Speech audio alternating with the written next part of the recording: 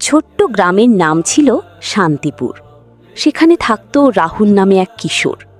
রাহুলের বাবা মারা গিয়েছিলেন অনেক আগে। মা একা কষ্ট করে চাষির কাজ করতেন।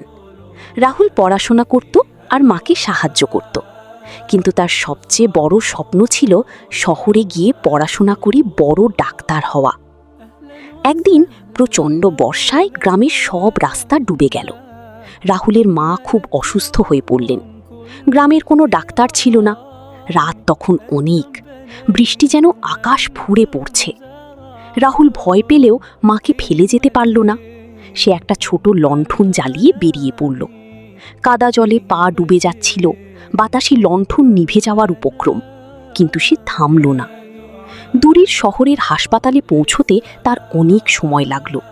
ডাক্তারবাবু বললেন, একটু দেরি হলে মাকে বাঁচানো যেত না। মা যখন সুস্থ হয়ে উঠলেন, তখন তিনি রাহুলের মাথায় হাত বুলিয়ে বললেন, তুই শুধু আমার ছেলে না রে, তুই আমার আলো। কয়েক বছর পর রাহুল সত্যিই ডাক্তার হয়ে গ্রামে ফিরে এলো। সে নিজের গ্রামে একটা ছোট হাসপাতাল বানালো। আর প্রতি রাতে যখন লণ্ঠন জ্বালাতো, তখন মনে পড়ত সেই বর্ষার রাতের কথা।